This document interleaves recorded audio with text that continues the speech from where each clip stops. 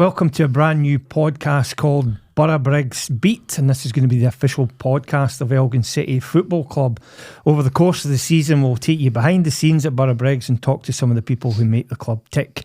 Players, supporters, staff, directors, management, coaching staff and the many volunteers who put in the hours for the love of Elgin City. And one of those, who's a complete volunteer but he's at the head of the tree, is the chairman, Allan Murray, and Allan joins me for this first ever episode of that. So welcome to you, Allan, this morning. Yeah, good morning, Chris. Yeah, delighted to be here. You're creating history today, first ever podcast for Elgin City. Absolutely, yes, yeah. Good stuff. Right, well, we'll get to the Hibs game later, because this was one of the reasons why we're launching it now, is to have a special ahead of this big cup game. But I just wanted to start on your summer signings, and I'll give a wee shout out to my colleague Craig Christie here at the Northern Scot, who's done a lot of reporting in Elgin City over the years. But today we've got a wee feature about the club and the Hibs game, and we've got a wee puff on the front page talking about the Magnificent Seven, your 7 summer signings. But before we get to them, did you like the Magnificent Seven as a film? I loved it as a wee boy. Yul Brynner and the Cowboys and the Banditos. Yeah, I think my dad told me about that, Chris. I'm not just quite sure I'm as old as you. You are as old as me, Allan, but so you probably watched that as well. Yeah, it was a fantastic. I did understand the pun. Nah, that was a 1960 film, and there's been plenty of remakes, but the original's always the best. But we'll talk about Elgin City's Magnificent Seven. You've made 7 summer signings. Yep. Was that always the target, and is that the end of the signings? Yeah. The target was obviously to regenerate the squad. You know, we've sailed really close to that trap door, you know, the bottom end of the League 2 for the last 2 or 3 seasons, and the intention was to be very creative with our budgets. You know, budgets are tight in League 2. You know, we're no different, but you know, we had to push the boat out really and be creative within our budgets. You know. Obviously we had some departures, like Ben Barron, Ben and Aidan and such like, and Dylan. These were great young players with us, you know, but you know, we had to be creative, we had to generate funds to bring in new players. So yeah, there wasn't a quantity placed on it. You know, 7 signings is fantastic, but you know, we just set out to try and fill the voids, especially the attacking areas, Chris. You know, we felt that goal scoring was a big issue for us last year. So we really do feel that we've filled the top end of the pitch. You know, it does feel like you've got a really good attacking threat now. Yeah, you've got options up there. Well, and I think that's the important thing. I think I've noted in the programme notes for tomorrow's game that's the big thing that the manager needed and wanted, was depth. You know. Depth and options. I think you'll see that, you know, irrespective of the fact of how well we did in the second half of last season, as we approached the final 4 or 5 games with injuries and suspensions, we really struggled for depth, you know. So this now, you know, fingers crossed, this satisfies that, you know, the depth of the squad, the quality of the squad's there now as well. The manager definitely has got options, you know. And really pleased with the business we've done so far. Yeah, there's not any clear intentions to bring in any more at the moment. There may be still some movement in the squad before the league season starts, but very happy with the business so far. And I think at your level, all due respect to the size of Elgin City, bigger clubs will have directors of football who will deal with transfers. I think Allan identifies the targets, Stefan identify them, and you then do the deal. Is that how it works at your level? Yeah, that's correct. Yes, it's direct between a straight line of communication between me and the management team. You know, so lots and lots of hard work goes on behind the scenes. You know, we've got 7 signings, but you've maybe got to identify 70 signings, you know, to get yourself to the targets that you require. You know, so a lot of hard work's been in this summer. So it's satisfying. It'll be satisfying to sit in the stands when the season starts and hopefully see our new players performing well, you know. So because lots of hard work goes into that. Lots of hard work, and at the same time running your own business, a building company. Yes, as well. It's challenging. Summertime. Myself and the manager have often said we just can't wait for the season to start, because it's a much easier playing football than having to do all this work in the summer, and having my own construction company. Coincides with summertime as the busiest season for construction as well. So it's been busy, put it that way. But football's in your blood, because I mean you played for years and then you were involved at Dufton, and That's correct, you've been an Elgin City fan, and now you're chairman. Aye. So football's been part of your life for... Yeah, that's right. Yeah, most of my playing days was in the junior ranks, and managed, coached in the amateur and junior ranks as well, and then was chairman up at Dufton in that level. So I've had a taste of being in a dressing room. I played till I was 35, and then went a bit of coaching, then the chair up at Dufton for 7 years, and then latterly my son's been playing in the Highland League youth team, so I was coaching. I was helping to coach out the under 14s and 16s for a couple of years latterly, and then in March this year, I took the plunge to become chairman at Elgin. So I've been at every kind of level and role within a football club over a lot of years. So yeah. And for all it's busy and you're having to juggle lots of things, how proud do you feel to be Elgin City chairman? Oh yeah, extremely proud. It's I've as I said before, I'm a space side, I'm a Dufton boy, but I've lived in Elgin for over 25 years. So this is my team. So very, very proud. I said it when I came in. It's a great honour to be chairman at Elgin City. It's Graham Tatters before me, I've said it many times, but I'll take this opportunity again. Graham did an immense job for the amount of years he did it. It's not easy, it's not easy, and so to follow that, it's difficult, But I've got a lot of ambition. I'm positive, we've got to evolve as a football club. We've got to move forward.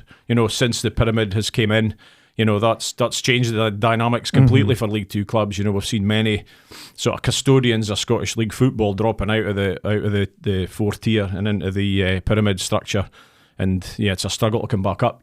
So we have to work so hard to move ourselves away. We've got creative. We've got to be ambitious, and I'm fully behind that, behind that. And I suppose Brechin City and more teams in the Lowland League have proved that it's not that easy to come back once you drop down. No, exactly. If you just need to have a wee look. I mean, Brechin's an example in the Highland League, but if you look at the Lowland League, if we look at that league table, you'll recognise many teams in there having been in Scottish League football for a long time, and they're probably sitting mid-table to bottom half a Lowland League, so it's I guess it's not just dropping down a tier, it's just the feeling around a club, and maybe sponsors pulling out. It's it's something that we can't even consider or contemplate. So so our squad building exercise, our work off the pitch to raise valued funds. We've got fantastic sponsors, fantastic support base. You just take a glance at the attendances most Saturdays, and 9 times out of 10 we've got the biggest gate in League Two. So that leads me. I know that the potential that we have is massive. So a successful winning team on the park at Elgin City, I'm sure would increase our gates, significantly. And I feel that. It feels quite positive around the place in the summer. Looking at some of the social media comments, talking to some of the guys around the club and at training. Obviously, I wasn't behind the scenes myself in the past, but there seems to be a fair level of optimism around. Aye, just funnily you mentioned that positivity. I was going to move on to the kind of. I mean, anecdotally, there's been a lot of positive feedback, and the talk in Elgin's very encouraging among the fans and the wider community about. Just the strides in the direction the club seems to be going in. So is that, I mean, it's maybe too early to get too excited, but is that kind of vindication that the direction you're going in you feel is the right one, and you're getting that positivity back? Yeah, for sure. I mean, folk will be bored, folk will have a laugh listening to this that I talk to every month at the board meetings and around the club, but sustainable progress is what we're looking for. We have to be very careful that our ambitions are measured, but we're certainly ambitious, our support base is craving some success, and we want to deliver that. I personally want to deliver that. If we can move ourselves, as I say, on a steady, progressive trajectory towards the playoffs. If we got close to playoffs or we're there this year, great. Moving forward, let's see what happens. But the business has got to be capable of moving forward as well. It's not just about having a good team is critical, but a good solid business and base is essential. Because without that, you can't support a management team and move forward. So that's as much as a huge focus on my own because of my involvement with Allan and the deals we've been doing for players and and working with him closely in the squad, you know, a huge focus of mine now has to be to improve the business, you know, and we've already been working on that. You know, we've got good key appointments already. We've been doing a bit of reorganisation behind the scenes within the day-to-day operations of the business, and brought Frank, obviously Frank Reed Frank in as your general manager, who you've worked with for years in the construction game. It's quite. I have a wee smile. Frank was my boss for nearly 20 years, so tables have turned now, Frank. But I'm delighted that Frank's come in. You know, he's got vast experience in business, and again, he was a Elgin fan who was attending there every single Saturday. So he's it's good to get Frank in there as a general manager figurehead. We've got Craig and Bonnie and Vicky in the office, all working really hard. We've just tweaked roles a little bit, you know. And then us as directors, you know, there's been a few changes behind the scenes, and everybody needs to be accountable. You know, we need accountability.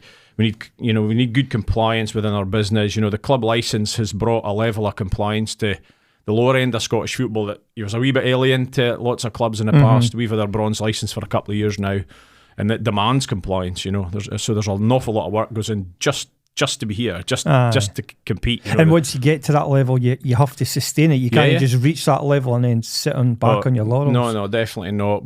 We're audited all the time, you know, regularly. You know, we have lots of compliance to meet, which we're doing, which we're meeting. But that doesn't come itself. You know, it comes with a lot of dedication from hardworking people. It comes at a cost. You know, because we've got to put things in place that, you know, years gone by you didn't. You know, have to do so. So it's busy. But we're ambitious. But we'll have to be measured. You know, we'll have to be measured. I'm not trying to temper anybody's optimism. No. Far from it, to be honest. I'm as ambitious as they come. You know, and I guess the support want to hear that from me. I've already kind of communicated that across my programme notes and at the end of season awards night. You know, for the people that were there. But I've got my own business. I know how to run a business, and so that's important. And I understand the game as well, having played and coached and chaired in the past. So I understand there's a very, very important balance between, you know, supporting the product on a pitch, which is vital for success, and ensuring that you're protecting your business, you know, and making sure that your business will be as successful as your team. Yeah, you know, and that's a vital cog. And having said all that, though, you're a successful businessman, but you're not a sugar daddy football fan who's going to plough in loads of your personal wealth into it, because that, as you say, that I mean, you're not a Roman Abramovich, are you? No, unfortunately not. Unfortunately not. No, but no, I do my bit, of course. That's for sure. But no, we're a community club and we'll remain that way. I think there was a decision made a number of years ago for us to remain a community club, and that's been important. But to remain that way, it, just as you said, we didn't have a sugar daddy, so it becomes there is additional challenges for that. You know, you have to work so hard. You have to reach out to your community, and as I say, up to date, the community has been fantastic for us. You know, with so many valuable sponsors, so many, you know, willing volunteers, and we'll have to continue in that fashion, you know. But yeah. And I take it the more the merrier in terms of volunteers, directors, just at every level. The more people willing to get on board, the better. Yeah, absolutely. Yes, as you say, the more the merrier. You know, it's as I said earlier, we've got so much compliance these days and so much things that we have to do now that we didn't before. So all the roles that we can fill with volunteers are hugely beneficial to the club. Brilliant. We touched on there on volunteers and extra support. That kind of probably leads us on to this whole Allan's Army thing that's kind of evolved from the supporters club. Yeah. And they're directly raising money to complement the club's existing transfer budget. Correct. I mean, just how humbling and has that been, and how big a boost has that been? Yeah, that's been a major boost. And you talk about humbling. That's a community gesture that's very, very rare in football, you know, and it does show you that there's a connect between our supporters club. You know, I was approached by some members of the supporters club with this idea, and it was very, very humbling to hear that they were willing to actually put the work in initially and have the idea and the ingenuity to come up with a scheme such as this. And it has been very humbling. You know, it's really helped us strengthen our squad, and hopefully it'll continue to do so. But yeah, I mean for our supporters club to to come up with a system such as that and raise a significant amount of money in a short space of time to support Allan. That's a dedication beyond belief, to be honest. And that's going to be an ongoing commitment from them. I mean, it's not just for this transfer window. It's going to be ongoing. I think that's the scheme. I think if you click on the ads on social media and you go behind it and look at the breakdown, they're hoping to keep that going. I think there's an option to make sort of one-off donations, and that could be could be a £5 in your pocket, or somebody's maybe a bit more comfortable, maybe a little bit more. Whatever it be, it's every single penny is valued the same, And I think what we've done with that is it's difficult to reward everybody for that, apart from like occasions like this when I can thank them personally. You can publicly say that, but what we did say was that we would select a player that all of these people who donate, whether they want to come forward or not, maybe somebody's donated and the wife doesn't know, so they might not want to be in the photograph. But if people are willing to be known to have donated, then we were going to have a photo opportunity with a player, and cool. The player is Deshaun Golding that we've selected for that. So basically the Allan's Army fan fund, all the donators are Deshaun's sponsor for the season. So I think that was we were trying to find an adequate reward for that, for the people who have been, so kind to. So in essence, all those fans will own a little bit of Deshaun. Whether it's his ankle, his boot, his left pinky, or whatever. Every single bit of them will be shredded. But they would normally give away a shirt, but we'll hate to take him to bits at the end of the season and hand them out to the fans, But so we're hoping that at some point we can maybe get a photo opportunity, before a game or something, and invite all these kind people who have donated, as I say, if they come forward. And I suppose there's then that connection between all those fans and that player, not just the team, but that player that's exactly right, and the feel that their kind donation, whatever it has been, has helped us greatly, So that's it's probably the kindest donation from a fan base that I've seen. I've seen. There's similar a lot of clubs that are fan based and that, and I have seen similar elsewhere. But and all the time I've been covering Elgin City, I've never seen anything like that. That kind of connection. So that's as I said to you earlier, that just proves a real close connection between the fans can obviously see what the management team have done in their short space here, and for them to be willing to support that and come up with an idea such as this is very humbling. Just a case of we're on the march with Allan's Army, which kind of links back to 1978 and Allan certain McLeod. Vintage would remember that song. That's right. Argentina 78. That's right. Yes, and Scotland were going to win the World Cup, but didn't maybe get that chant going in the terrace this season. Great stuff. Magic. Just while we're talking about World Cups, just to digress for a little bit and go away from Elgin City, Allan's a big Scotland fan as well, and you were at Euro 2024. Were you at one of the Scotland games? It was at the opening game, yes. I was opening game in Munich, yes. My heart goes out to you. I know. It was absolutely fantastic until we kicked off. So how long were you out in Germany for? I was out there for a week. Right. Yeah, I was out there with the family for a week, yes. So we based ourselves in Munich and Dusseldorf for a week. So it was good. It was the atmosphere was unbelievable in Munich. Everybody who's listening to this who was there will agree with that. It was someone else. The amount of jocks that were there was unbelievable, and never seen any issues at all. We travelled up to Dusseldorf after the game, after the Scotland-Germany game, and stayed up there for a wee while, and Austria and the French were based up there, and again it was a fantastic atmosphere. A really good tournament. Have you been abroad many times with Scotland? Not many times, but I have been. Yes, I used to for a period of my life I followed Scotland everywhere, So but it was a nice for me. I'd kind of got the t-shirts going with the boys for the bevy for a week, so I took the wife and my son. So my son Daniel's 16. So it was his first taste of that. So that was a great reward for me to take him to that kind of event, a kind of once in a lifetime. And you got a chance for a wee family holiday and a wee break as well before you. Well, that's exactly right. We'll call it a break, but the phone didn't stop. I can assure you. Were you still doing business while you were there? Absolutely, yes. Yes. So you're never off duty. Signed 3 strikers and built a house extension. Did you?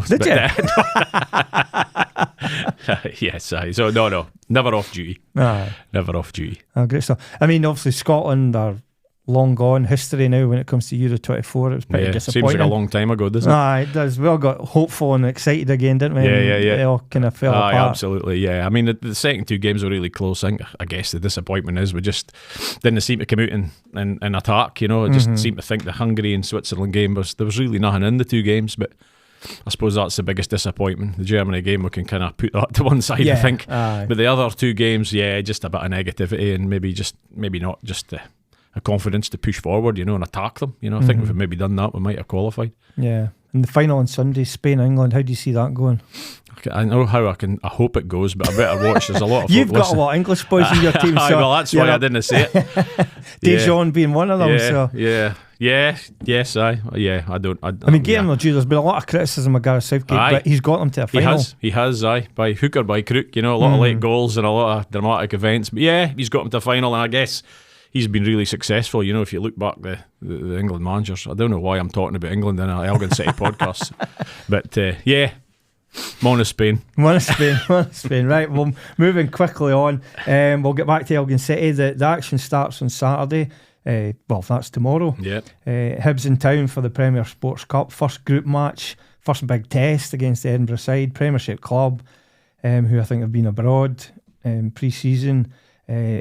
How much on a personal level as an Elgin City fan are you looking forward to this game, Allan? Oh, hugely, yeah. It's a great opportunity for everybody involved in the club when you're playing a you're playing a Premiership side, opening day, hopefully a wee bit of sun at Barra-Briggs, make the occasion a wee bit better. But it's for the new guys coming into the squad, a lot of young boys in the squad, to open our league campaign, a Premiership side is fantastic. We hope to get a good gate. I think we've already through our fan base. I think we've sold 1,000 tickets already, ahead of the game, and we've still got a cash gate, obviously for the home fans, end. Yes, all the away fans have to purchase through our fan base up, which they can do so right up until kick-off, I guess. So that there's no limit to timing of that. But we're still a cash gate for the home end. So we're hoping for a bumper crowd. We've got a reasonable amount of corporate hospitality tomorrow as well. So it'll be a really good atmosphere. Will obviously be hard work on a pitch. I'm sure Allan's been drilling him during the week and doing a lot of work without the ball.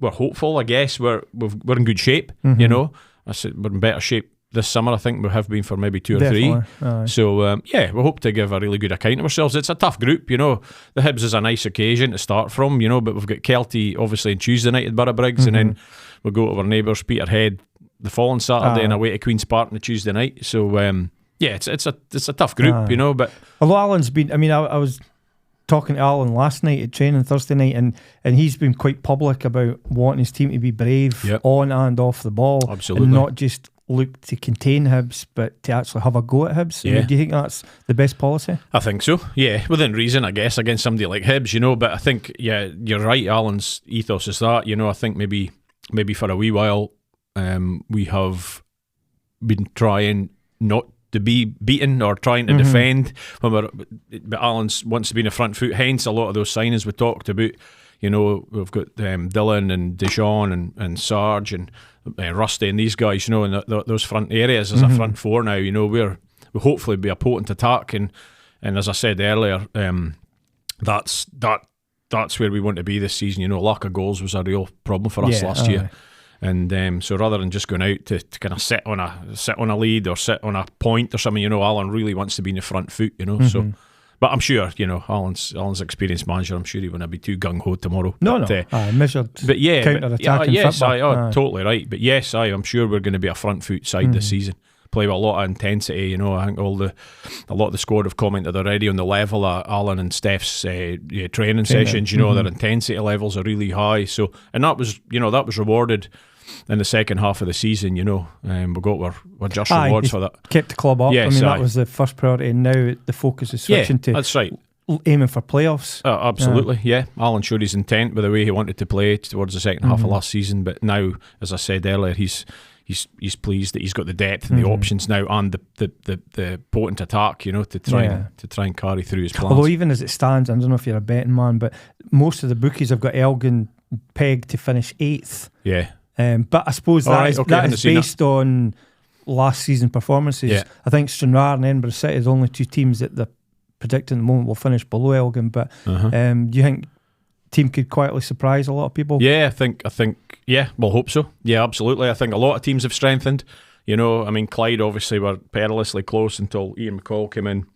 Again, similar time to Allan, it came into ourselves, and they've strengthened significantly. Peterhead will always strengthen. Spartans are a good solid side. You actually look at our league table, you know, and you think, that's going to be a tasty league again this season. You know, there's going to be a lot of competitive games. But no, I feel confident that we've equally strengthened to a level that we'll be very competitive this season. So let's just hope we can surprise a couple of these bookmakers. Excellent. That kind of leads us on to the last time we've got to discuss the season ahead, and we've kind of briefly touched on it there. But as we said, last season certainly was all about avoiding relegation or the threat of relegation in the playoffs.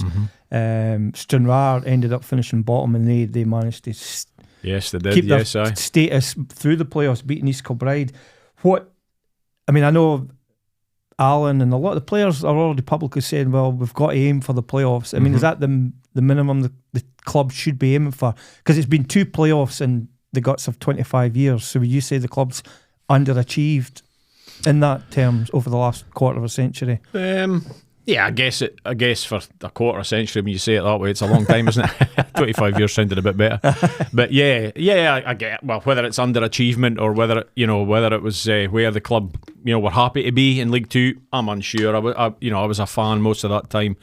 I wasn't involved in the business of the club. But yeah, I think looking at it, it's a long time, I think we're one of the only clubs that haven't been promoted, Obviously there's new clubs coming through the pyramid, but yeah, we'll have to look forward. I mean, I'm a chairman of the football club. I have to be ambitious, but I'm not going to sit here and you're going to record me and say I'm going to be the playoffs and then replay it at the end of the season. But yeah, for sure, we have to be, I said at the very start of this, we've got to steer ourselves away for that perilous trapdoor. We certainly do not want to be anywhere close to that this season, and hopefully, with the signings that we have, you have to have luck in a season. You prevent your big players being injured and stay away from suspensions, and but if we can find that bit of luck, and as I say, we've added that depth, there's some real quality players added to our squad, and we certainly have to be pushing towards the playoffs. We'll have to be. It's such a tight league, but to be honest, with about 4 or 5 games to go last year, if we didn't probably have so many injuries and suspensions, we may have been close to it last season. Mathematically, you could still have got unbelievably, into the we may have. frame, That's how tight it's been. I think we'd normally find there's maybe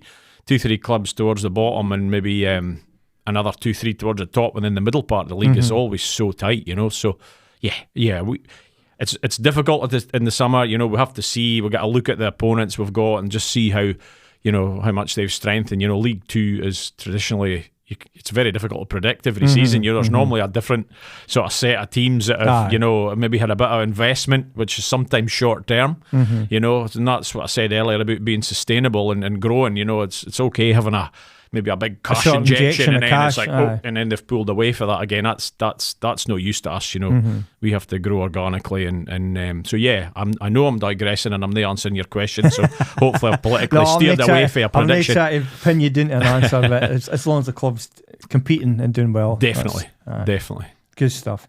Right, that brings us to the end of this first ever Elgin City podcast, which we're calling the Borough Briggs Beat. As I said earlier, we're going to feature every aspect of the club, the women's team, youth, community, behind the scenes, fans, supporters, board, players as well. We'll get players and management, and we'll get them on regularly. So, but I'd just like to say a big thank you for Allan for his time today.